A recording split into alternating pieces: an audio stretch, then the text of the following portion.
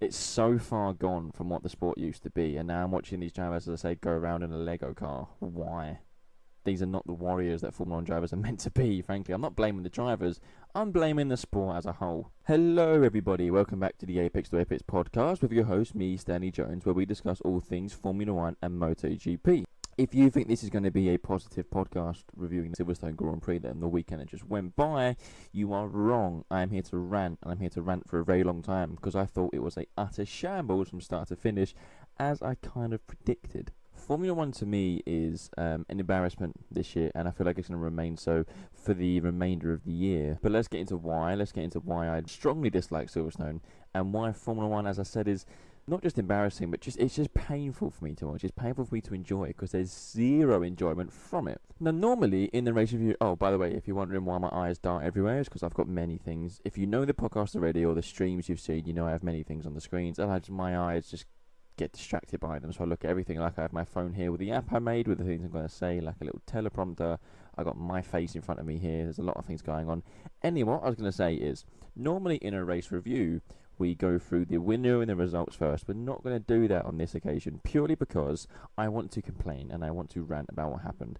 Specifically the overtakes that they're trying to fool us with. The overtakes, I think, they're more of a trick than an overtake nowadays. What looks like is going to be, or what looks to be a good overtake initially, proves to be worthless within a matter of seconds, purely because the next straight you know they're going to get done once again. It continues to be poor, it continues to be weak, it continues to be a weak product for Formula 1. And one example of this, by the way, is if we look at Hamilton versus Russell. Hamilton did a brave move, a good move, around the outside of George Russell into Copse. Verstappen did the same move earlier on, managed to just about hold it, but you can see if the hanger straight was 10 metres longer, he wouldn't have held it. But anyway, Hamilton goes around the outside of Russell. Now, he's caught Russell in the old main straight at Silverstone purely because of this boost button. Cool, wicked, wonderful, whatever. He's gone around the outside of Russell Copse, and they've gone side by side down the little straight between Copse and Maggots, side by side into Maggots, and then Hamilton's got the lead of Beckett's. In a normal racing scenario, that's a hell of a move to do. But now, because Hamilton's used his boost button to catch him into Copse, and then they both used it a bit, Hamilton more into between Copse and Maggots, as soon as they get on the hanger straight, we were praising the move. Within 20 metres or 30 metres getting on the hanger straight coming out of Chapel, Russell was back past Hamilton, because Hamilton had no power left and Russell had some still reserved to use because he didn't use it down the main straight into Copse. That's what that does, is ruin what a brave overtake is. It ruins what the natural overtake is. But the thing is, that looks great on the statistics that F1 will upload on social media, and it looks great for the little 12-second Instagram reels, the fighting back and the move back. And wow, there was 2 overtakes in this whole battle in 6 corners. Stop it. Like, it's not an overtake. It ruined what I thought was bravery. Go around the outside of Copse in any car is brave. Doesn't matter any car, any bike. Ridiculous. But it instantly, within 10 seconds, was ruined. And it's going to continue to be that for the entire... I've been lenient since Miami, where they changed the deployment issues, because if you remember the start of the season, it was an utter joke what was happening. Then they made this like deployment changes and tweaks in Miami. Fast forward, I've been lenient with the overtakes that's been happening. We got the Silverstone, and I kind of knew this is just going to annoy me intently, and it did, to a point where I'm not going to be lenient on it anymore, because it's a shambles. And the funny thing is, this is the legacy of these regulations. This is the ones who designed these regulations for Formula 1. Give it just a pat on the back for ruining what was once the best sport in the world, and is now a shadow of its former self. And there's many reasons why, by the way, why I can call it a shadow of its former self, so we're going to get into some of them later on. But the one thing I'm going to talk about next, the only part of entertainment for me from the actual race itself. Now, yes, I'm a Max fan. The eagle-eyed can see the Max picture in the background. I don't hide the fact. For me, he's the most entertaining driver on the grid, because he's old school. And the most entertaining part of the race was when he was battling Russell. So Russell down the hanger straight. It was a few laps, actually, but it was 2 occasions where they went into Stowe side by side, because Russell, similar to DRS, Russell's in with 1 second, so he has the boost. No longer DRS, he has the boost mark on Max Verstappen. What I enjoyed was when Russell went down the inside. There are some drivers now you can tell are getting frustrated with these regulations. Max has been there from the start. Alonso's been there from the start. Ironically, 2 of my favourites, because they're 2 old school ones. Russell went down the inside of Max Verstappen at Stowe. Verstappen then went round the outside of Stowe, and if he did it, he was hanging it around the first time, and I was going, oh, that could end in tears, and he did it perfectly. This was no boost. This was just driver skill and using the grip he had on the outside. No boost to this at all. And it also showed how well these cars can race each other. These cars can follow each other so much better than previous years. These cars can race. They want to race. And this showed it. Verstappen's gone around the outside of Stowe. It's a move, but also a good defensive manoeuvre technically, because he's trying to keep position. Went around the outside, he pushed Russell a little bit to the right, and it was clean, went to Val side by side. Verstappen kept their position. Just like in, if you go to the sprint race, I'm not going to talk much about the sprint race because I hate the sprint races anyway. I will continue to hate the sprint races. But when you go into the sprint race, Verstappen got Russell around the outside of Val and then the inside of Club. But again, perfect. But the funniest bit to me, remember he's in a car that has no right. That Red Bull's a dog, and Red Bull behind the scenes is in turmoil. And that we will get into later on in this episode. But it didn't just happen once. There's a few laps later, 2 or 3 laps later, Russell then tried the same move on Verstappen. But he had a better run this time into Stowe. So if you feel like the move's done, Verstappen then went round the outside more on Russell. This time was trying to squeeze Verstappen on the outside. Max is on the curb, bouncing. Yes, off the track a little bit, but at the same time, Russell has been told he has a slow puncture. So technically, Russell's driving a known dangerous car now. Verstappen's gone off the track. It's a win-win because it's entertaining for us. Verstappen's come back on. They're side by side. He's kind of forcing Russell into the pit entry. If Russell didn't have to pit, it would have been fascinating to see what would have happened there, but Russell went down the pit entry. But it was 2 occasions where they're both going into Stowe side by side. Verstappen's hung it around the outside. Perfect racing, frankly, by both of them. Yes, Russell squeezed Verstappen hard in the second one, but that's racing. Verstappen's on the curb. They've accepted that's going to happen. Perfect racing, and it's more annoying because it shows that these cars can race each other. But it also, I mentioned that he's doing it in a car, Verstappen, that has no right to be there. It's pure racecraft. It's pure ability and pure racecraft, and we're being denied that. Verstappen and Leclerc, I think, are the two most affected with this because they can't use their extreme style of driving, and that's what we're stuck with. Speaking of Leclerc, if we go into the race results. Speaking of Leclerc, if we go into the race results quickly, because I didn't start it because I was too annoyed to start the race results. It was Charles Leclerc who picked up his first victory since the 2024 USA Grand Prix at COTA. Happy for Leclerc. Obviously, I've said before, I'm never complaining of a Ferrari win, and that's not the reason why I'm complaining. Always delighted of a Ferrari win, delighted to see the extra flag on the Maranello factory. Never, ever, ever, ever complain with the red car on the top step of the podium, and I'm happy it was Leclerc. And that one reason why I'm also happy it was Leclerc, because he has gone through the ringer the last, 4 or 5 rounds now compared to Hamilton. It's like Ferrari a flip from last year, where Hamilton's the leading car and Leclerc's on the back foot the whole time. And he really has been like that the last 4 or 5 rounds, as we said, nowhere near Hamilton, nowhere near the pace. Also crashed out of a couple, had the issue in Spain where he retired, crashed out of Monaco. So to see him be competitive, he out-qualified Hamilton for the Sunday grid. Yes, Hamilton got pole position. For the sprint race, no one cares about the sprint race. But Leclerc out-qualified him, started on the front row, and took the lead into turn 1. It was just good for me to see Ferrari deliver again and show their car in certain conditions works really well. It's interesting that they just fell apart in Austria with the tyres. That was intriguing why, but the car in Silverstone looked like it worked similar to how it did in Barcelona. The Ferrari was on it, both of them, as Hamilton came across the line in third, with actually George Russell in between him in second. We'll explain why, because Kimi Antonelli and Leclerc led from the start. As I said, Leclerc led into turn 1, and he had to kind of defend from Antonelli, not defend, but Antonelli had to scrap through the cars around him. He had a good fight with Hamilton, and I think Verstappen at one point as well, maybe, I can't remember if it was not Verstappen, he came from behind. Definitely Hamilton, because Hamilton, I remember, got him in early on to make a Ferrari 1-2, then Antonelli got Hamilton back down the old main straight into comps because he used the boost. Antonelli looked to be Leclerc's only rival. Leclerc kind of had everyone covered because his pace was frankly phenomenal. And when the pistols happened, Ferrari pulled in Leclerc early, which was interesting when they did that, but no one really knew if it was going to be a 2-stop or not. And Mercedes, Frank, didn't respond and kept Antonelli out for a very long time. 30 odd laps kept Antonelli out. And it was looking like at this point Antonelli's going to be Leclerc's only rival. So once they brought Antonelli in, Leclerc, of course, took back the lead. Antonelli fought his way back to second. And I think there's about 25 laps to go, because Antonelli did over 30 laps on the medium tyres, whereas others were struggling to do 20. Antonelli was in second. He was closing down the gap to Leclerc as well. I remember it being like 6 seconds, then it was 5 seconds, then it was 4 seconds, then it was 3.5 seconds. Then suddenly Antonelli slowed. He went wide. I think it was Copse he went wide, and some bodywork fairing, the weird little fairing that's on the tyre and the brake ducts that kind of sticks out of the front left. When he went over the serrated curb at the exit of comps, the vibration kind of broke it, and I think it was like a wear and tear thing over time. But these vibrations forced the fairing back into his front suspension, so he lost a lot of downforce at the front end. He came in, Mercedes changed his front wing. Obviously, he didn't do anything because it wasn't his front wing the issue. He had the fairing in the suspension. And then when he came out, he still struggled with the front end of the car. He had no downforce, almost as if he still hadn't had a front wing, which is interesting why the further damage caused that maybe to the suspension, also to the parts around it. The aerodynamics, especially in the front left section of that car, wasn't flowing through the brake duct, flowing through the tyres. It wanted to into the airport, into the side pod, and around the bodywork. But I think there's more to that I don't fully know or understand, because I'm not a genius.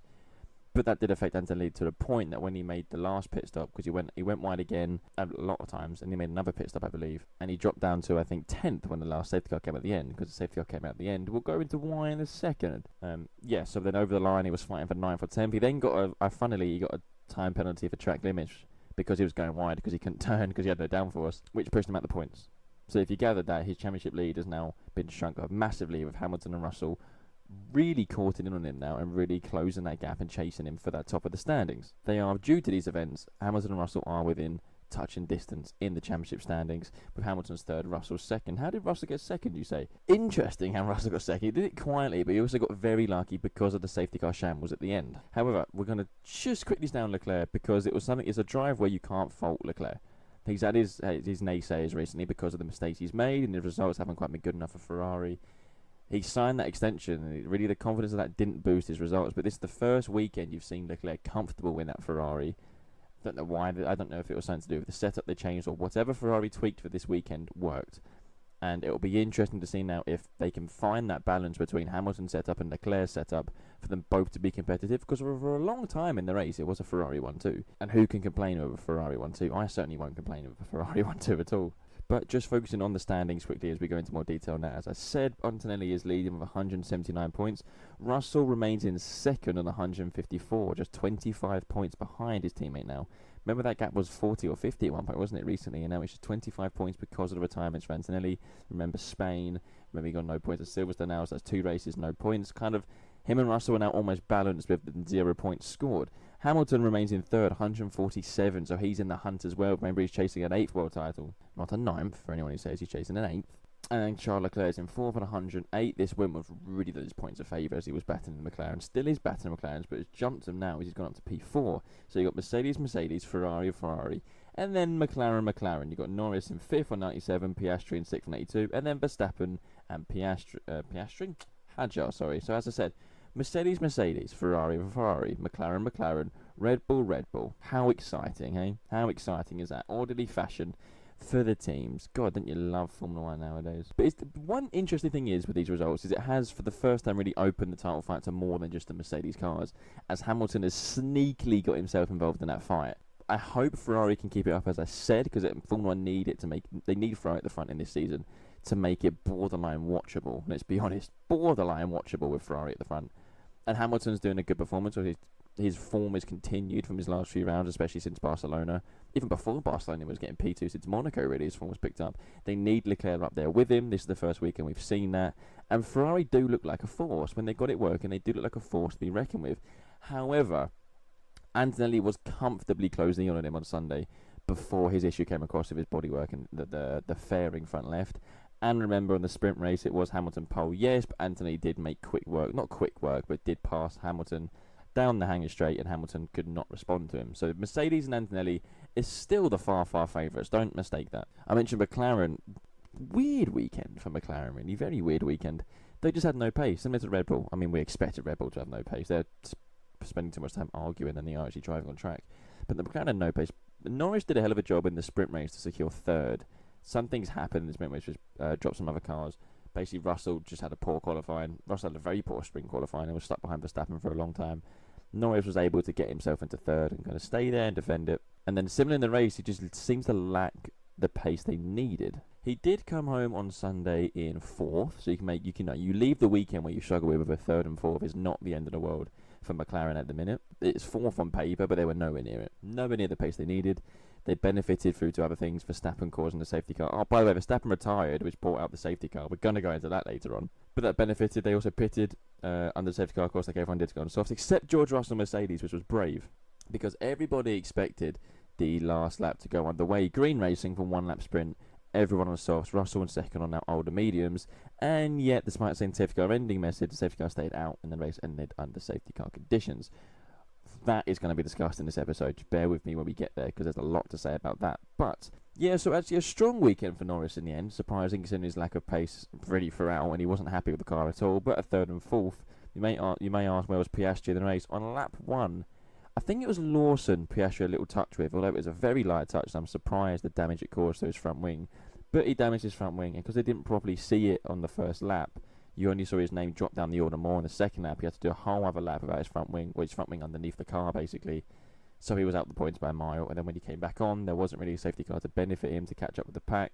So he finished outside the points. Dreadful weekend for Piastri. Not the best weekend for McLaren, despite the 3rd and 4th place for Norris. I will say the team, superb team again, is the Racing Bulls team of Liam Lawson and Arvid Lindblad. 6th and 7th. Yes, again, they're benefiting from the things happening in front of them, but they are quite clearly the best of the rest. But they're quite clearly also ahead of the midfield. So you've got the leading group who they're not going to catch because it's not up to the drivers anymore. The engine just isn't going to catch them. And they're quite clearly ahead of the midfield pack behind. They're in their little no man's land of behind, 7th, 8th, normally 8th, 9th if everyone finishes. But 6th and 7th for Silverstone. So again, they were with each other the entire race, which is interesting how Lindblad is matching Lawson. But Lawson again is causing them a headache purely because he's once again leading Lindblad. As you'd expect, Lindblad is in his rookie season, but he's leading the Viva Cash App RB team, whatever they're called, Minardi.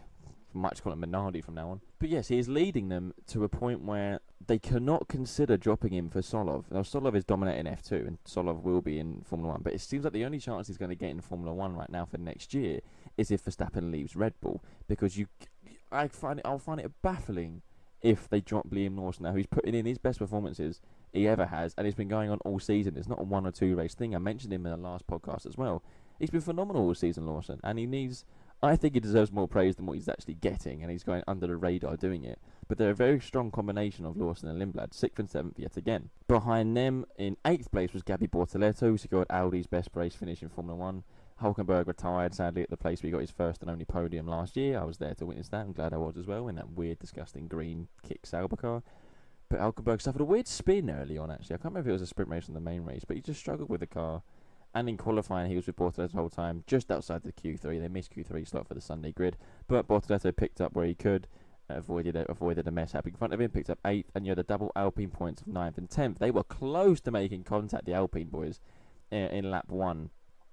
And I think Colapinto wasn't exactly happy with it, but Gasly, I think, was getting squeezed from his outside, which is why I put Colapinto on the curb on the inside at Luffield. Or was it Brooklands? Brooklands, I think, sorry. Brooklands into Luffield, whatever the corner names are. And Colapinto had a hell of a moment actually coming back onto the old main straight, and I thought 2 huge corrections you had to do, but he did maintain it. But yeah, strong points for Alpine, 3 points. I say strong points, 3 points, isn't it? It's not the strongest in the world, but at double points, they had the speed, they had the momentum, they were beating their rivals around them. You can't really ask more from them. Now Red Bull. I said McLaren showed no pace, and I mentioned that Red Bull also showed no pace. Red Bull. Disaster of a team at the minute for Red Bull Racing. It really is, and it's something that has to be mentioned, because I used the word turmoil, and it is really between Verstappen and Red Bull now.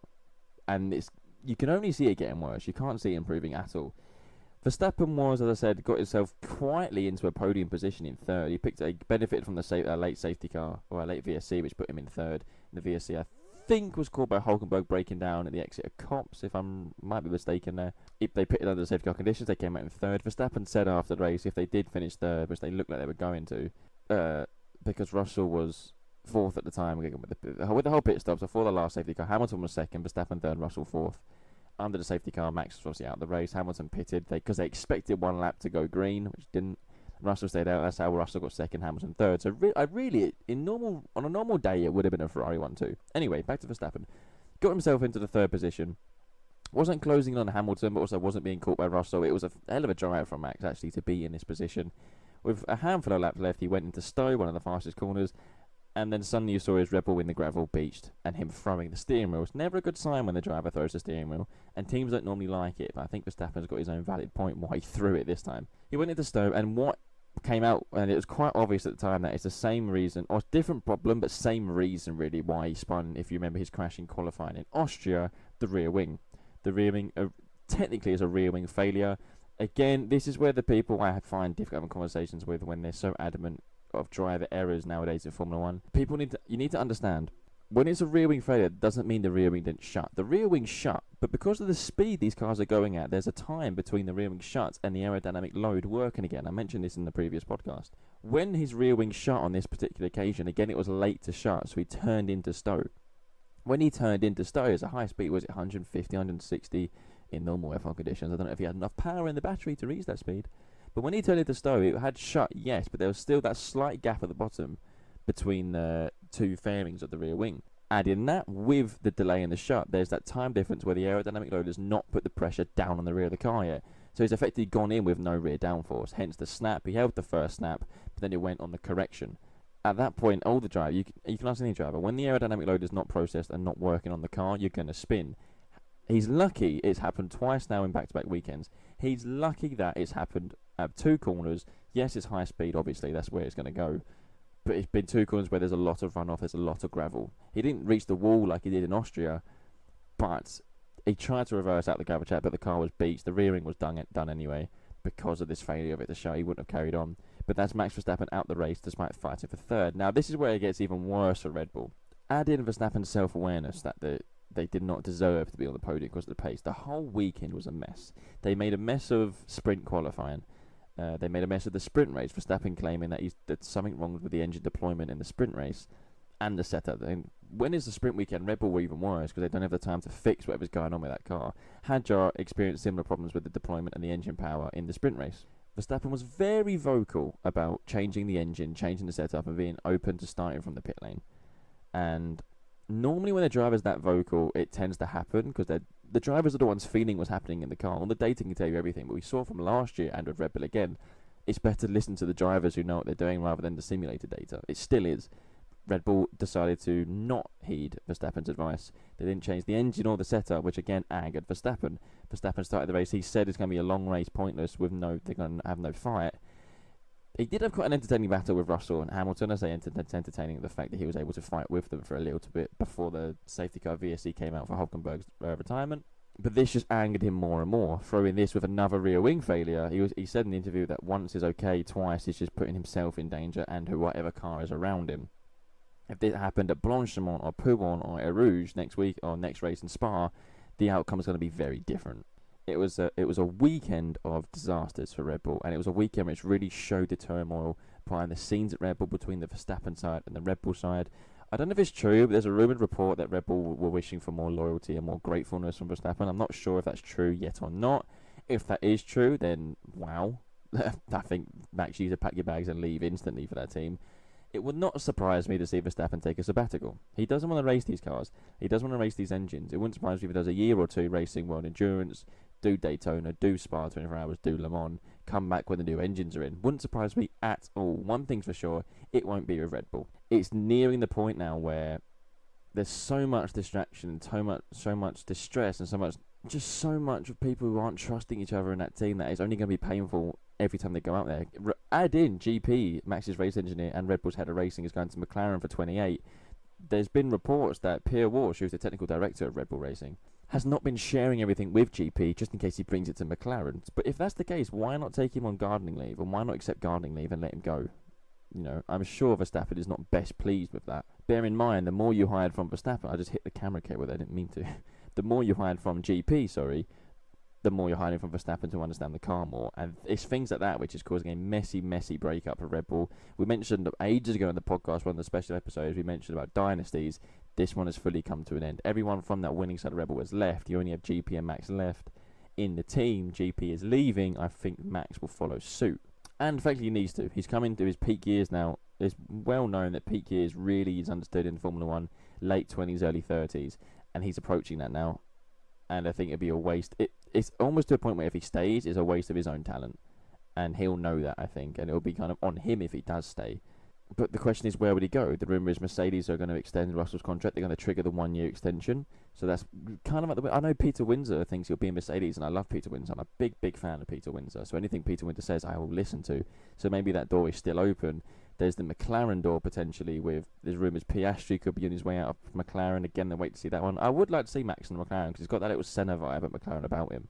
So I'd enjoy that. And of course, I'd love to see Verstappen in a Ferrari. Hamilton's not going to retire for the next 2-3 years at least, so I think that's a long way for that to happen, maybe in the future. But the question is, where does he go for 27, if not 27, 28? He won't be in a Red Bull in 27, I'll tell you that. He either won't be in Formula 1 or he'll be in another colour. The telling point for me was, we know Max can get frustrated under the helmet, was the throwing of the steering wheel. That's always the sign. There's two signs when a driver's annoyed. The throwing of the steering wheel and when they walk back in the paddock with the helmet on. Max didn't do that one because he had to wait at the grandstand for a long time. And was received quite well by the Norris fans there in the grandstand, which was good to see. But the steering wheel and then his comments in press conference, in the interview, afterwards in the media pen. It's going to be an ugly breakup. It's a shame because of what they've achieved together, and if the reports are true about Red Bull's, the hierarchy's comments of what they were expected more from Max in terms of loyalty and gratefulness, that's not going to go down well. Frankly, it's a farce what's happening at Red Bull. They have the best driver in the world, and they're making the same mistake they made last year by trusting the data more from the simulator and things like that more than the driver's feedback. And that's the thing that annoys every driver the most, is when their feedback is not listened to. And that's exactly how Verstappen feels, that he's not being listened to by the engineers. As soon as a driver feels that, and then suddenly what's going to come in their mindset is they're going to feel the other side of the garage are getting something more than what they're not getting. And soon, this now mindset will play on for every driver. It doesn't matter who you are, every driver. As soon as they get to the point where they feel like they're not being listened to, you open the exit door and shut the door behind you when you leave, because that's the end for every driver in every team. Again, that's the reports coming out of Silverstone. That's how Verstappen feels, that he's not being listened to. His opinion isn't being valued as it should.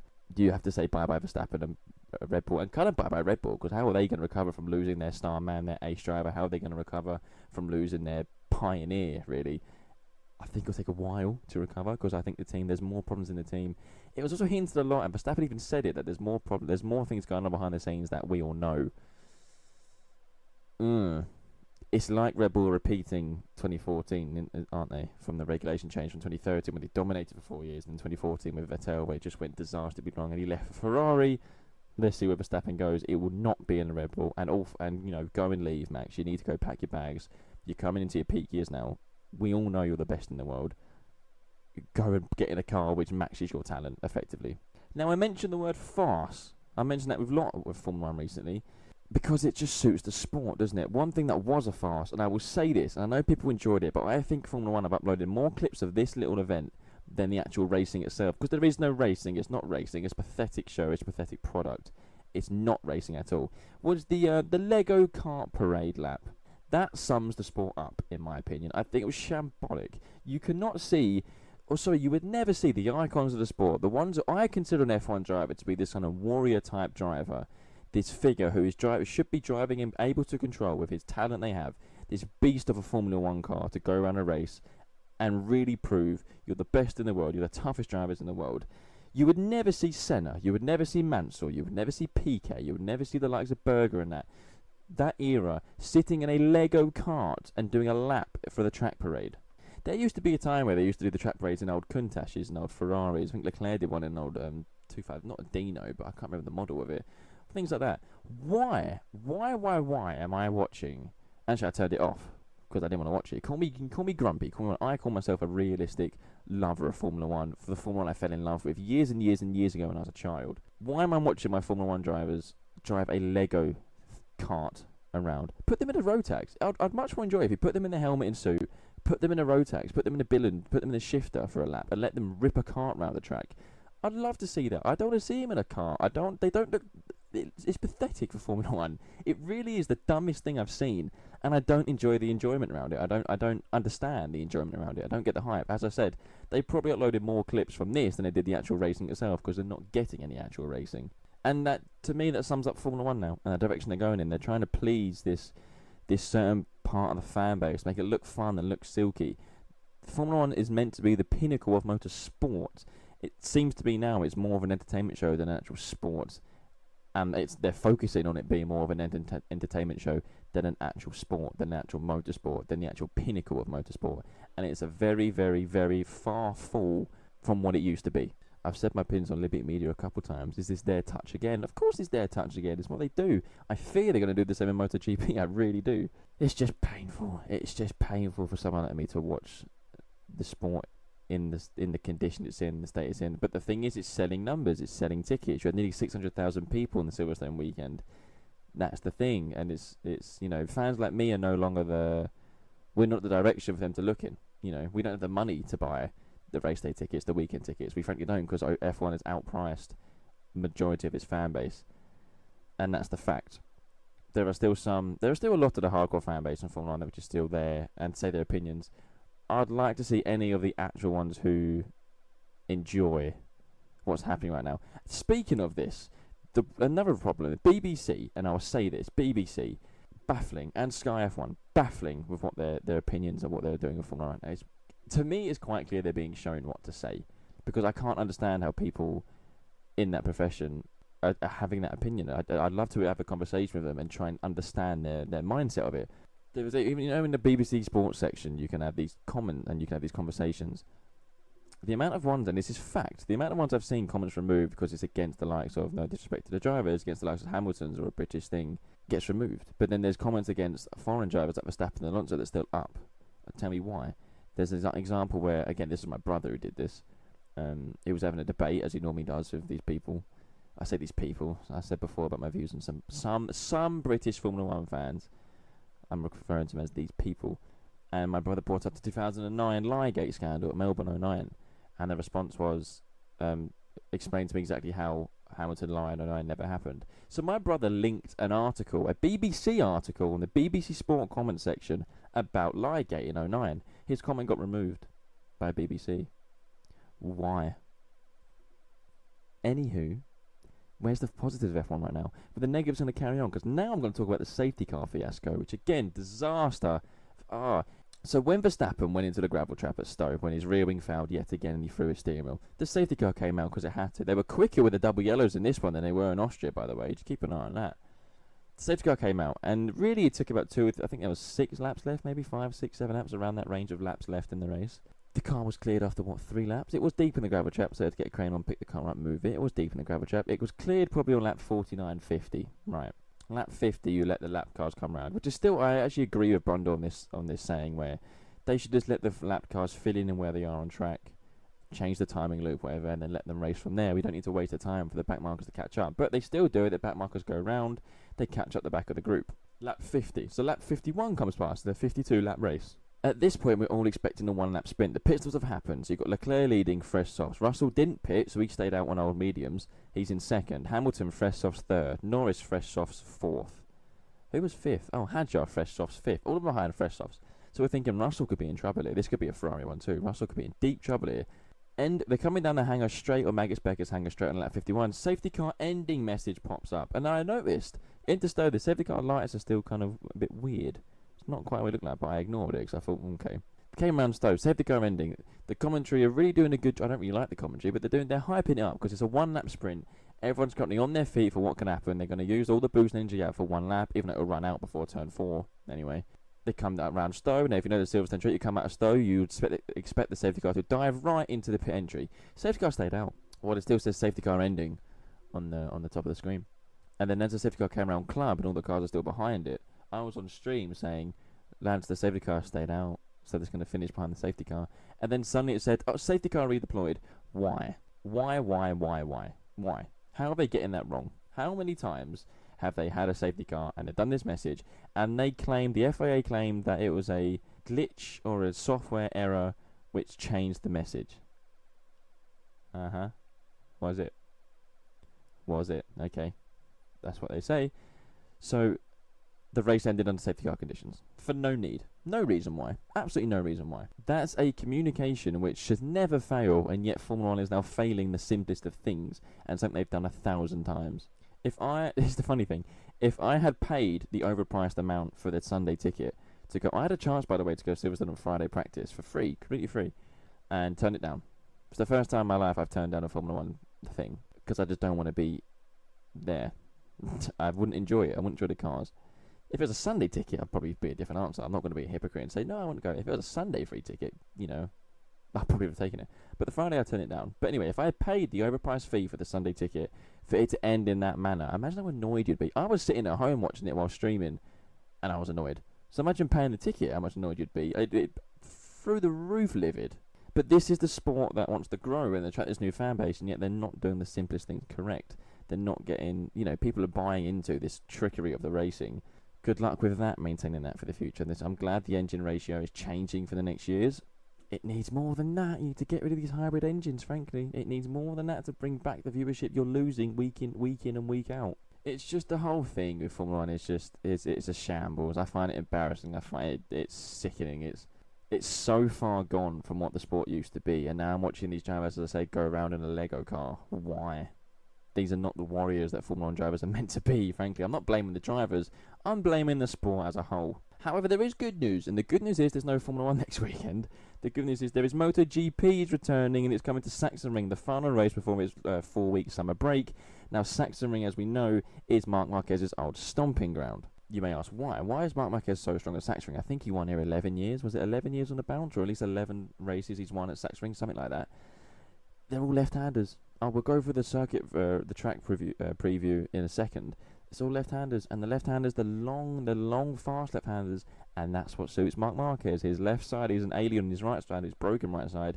He's even more of an alien on his left side. We've all seen that he won in 2021 on his return from injury on the dog Honda, and he won last year, his first chance to really put his foot down back at Sachsenring, and he did it again last year.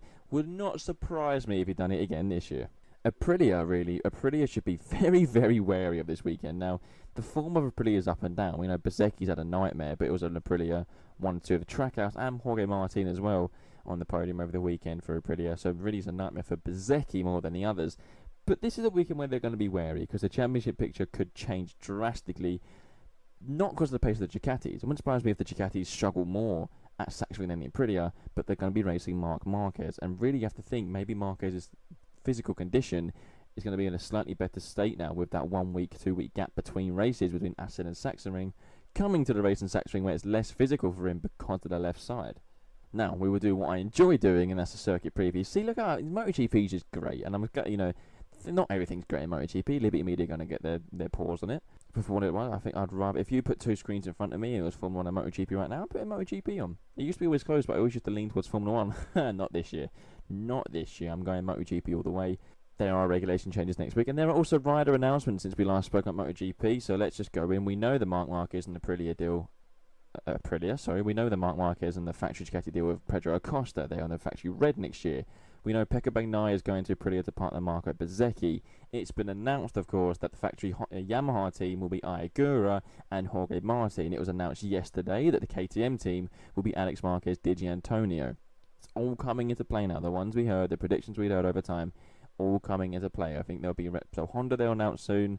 They'll announce the Trackhouse Aprilia soon. The Tech 3 KTM are the ones where we don't really know what's happening. We expect VR46 to be Aldeguer, who's going to leave Grassini, it sounds like, to go to VR46, alongside Nicola Bulliger, who's currently dominating World Superbike. So that'll be interesting to have Toprak and Bulliger in the MotoGP grid, the last two world champions of World Superbikes. But if we put ourselves in a rider mind now for Sachsenring, if we come up the last corner, it's actually uphill. Straight away, you come up the last corner, it's always uphill. There's a lot of adulation chains, a lot of hills, a lot of downhills and uphills in this.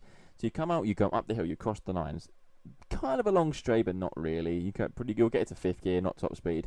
You brake heavily because you're coming again over a prow when you hit the brakes. Downhill now for Sachsenring, a right-hander. They're rare in this track, so let's keep track of them, but they're very, very rare. A right-hander, a long 180 comes back in itself. There's a chance to make a move down the inside, but there's also a higher chance you'll then run wide because of how downhill and the camber changes going into the apex. You want the tight line. Yes, you can do the V line and get maybe an exit, but because turn 2 comes at you so quick from turn 1, it flips left. There's not going to be enough run on the exit to use the benefit of that V line. So you want the tight line to the inside, the white line, the curb on the inside. You then come out, flip it instantly left. You do a 180 for turn 1, flip it instantly left, same gear. Turn 2 is a bit fast, you then come out wide turn 2, straight away into another left-hander turn 3. As you drop even steeper downhill now, you come from turn 3 left-hander, similar to turn 2, flip it right again, but an instant flip, even shorter than between turn 1 and turn 2. Turn 3, you're leaning left, downhill now, over the curb, flip it straight right. This one is it's a weird right-hander. It is a 180 in itself, but it's so long, it's so wide. There's two lines, as we said. You can either do the tight line, which will really line you up for the uphill, because you're braking downhill all the time, downhill, coming round, and then as soon as you pick up the throttle again on the exit, you're coming back up the hill you just came down. If you do the tight line, you can kind of stick to the curb on the inside, you're going round and round and round, wait for the acknowledge, pick the throttle up, and then go left. There's a little kink left. Technically it is a corner, but it's a little kink left. It is technically turn 4, but I'm going to call it a kink, but okay, we'll call it turn 4. This long right-hander, if you do the wide line in turn 3, one in the race, if someone's behind you, they're likely going to do on the inside. You are going to have speed on the exit, and you also need that momentum because of how uphill you're coming. But both lines will meet. It's the interesting part. Whether you do the tight line or the wide line at turn 3, both lines will meet at the same point in a little left kick of turn 4 as you're coming back to the right side of the circuit anyway to do turn 5 and 6. Identical corners. The only difference is turn 5. You're coming back up the hill, which you said, from turn 3, turn 4, up the hill. You're on the right side of the circuit. You're leaning full lock left, but you're in third gear at this point. You can carry speed into turn 5. And you're picking up the bike momentarily before going down again.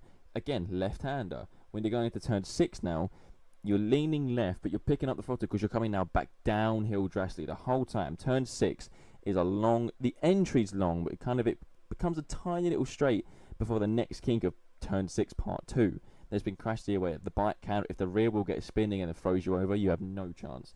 But turn 6 is long, go down the hill now after turn 6. You're still leaning left. Just before the entry of turn 7, which is underneath a bridge, you have a little breathing period where you can kind of use the curb on the outside of turn 6, straighten the bike up, maybe go to 4th gear, 5th gear if you're lucky, but you whack it down to 3rd again for a fast left-hander under the bridge at turn 7. It's a tighter entry than what 5 and 6 was, but it's arguably a higher speed because you're coming in. You want to get as close as you can to the inside curb of turn 7, still coming back down the hill, but again, you come down the hill into turn 7, as close as you can to the inside curb of turn 7. Now you're coming back uphill on the exit, all the way to the right side of the circuit on the exit. You're going to go along the curb between turn 7 to turn 8. Turn 8 is rapid. You do not want to fall off in turn 8. It's another kink left-hander. You want to be as close as you can to the inside curb. So again, you come from the right side of the circuit, lean it left at high speed, kiss the little curb on the inside of turn 8, and that would line you up for turn 9, which again is a left-hand kink. You're basically doing a long circle like this. If you can see the video, a long circle. I'll do it this way actually. Long circle like this to come back up here for turn 9 and 10. What they call the waterfall is what turn 11 is.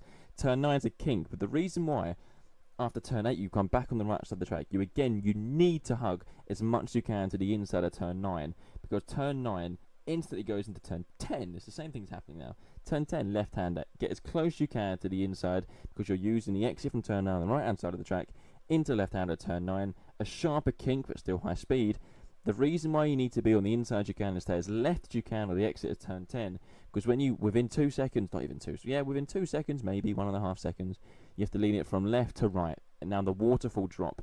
You need to open the entry for turn 11 as much as you can for the waterfall, because you come downhill, drastically downhill. We've seen crashes in the past where high sides have happened in turn 10 and it's fast. There is a gravel trap on the left where you can do it, but if you make an overtake into turn 10, between turn 10 and turn 11, you're brave. And all these MotoGP riders are brave and maniacs, so watch for an overtake there. But if you've got turn 10 correct and you're on the left side of the circuit, you've opened up the entry as much as you can, and you need to pin the throttle as much as you can for turn 11.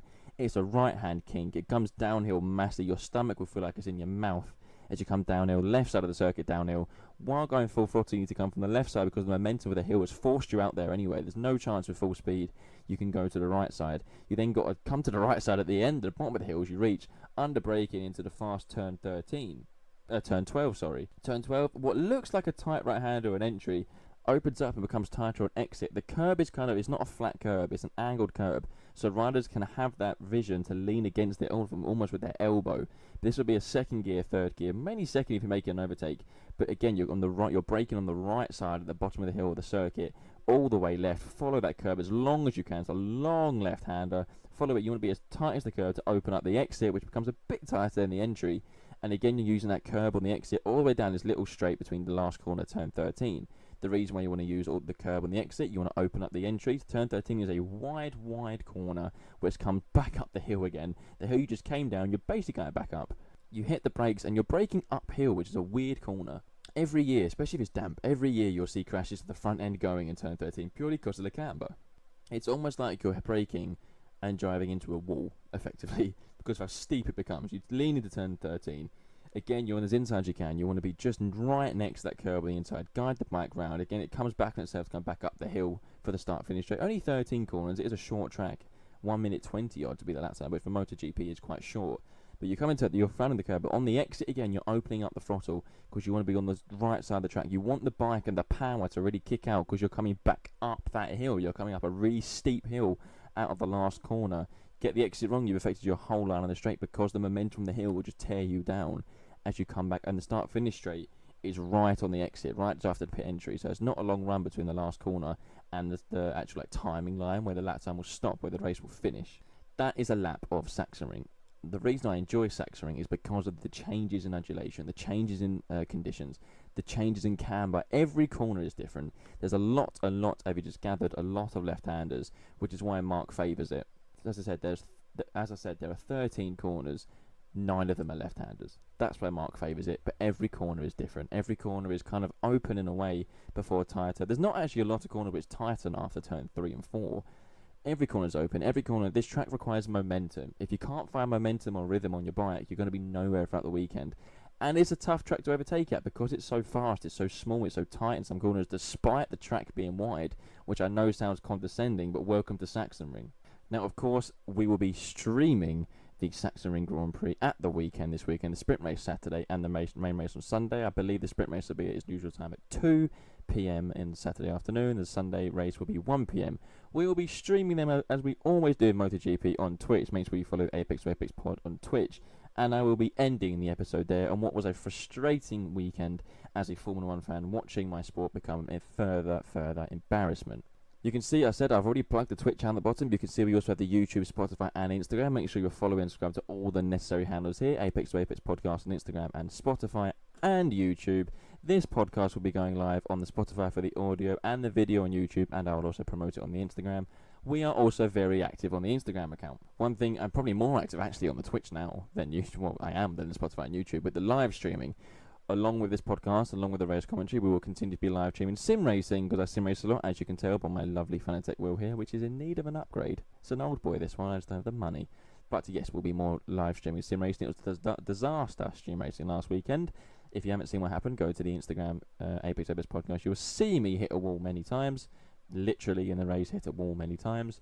And also, I might be streaming Euro Truck Simulator 2 this week, because it's funny to play, and if I can get VR working, it'll be even funnier. However, I will leave that there. Thank you for everyone who's listening or watching this podcast. Thank you everyone who's tuning into the streams over the weekend and the races. Thank you everyone who gets involved in the Instagram account, everyone who's just involved in some way, shape or form. I will leave this podcast there, and I will see you throughout the week with the streams and the weekend for MotoGP. And as normal, I'll leave you with the punchline of this podcast, which is the race is just a punctuation. I'll see you soon.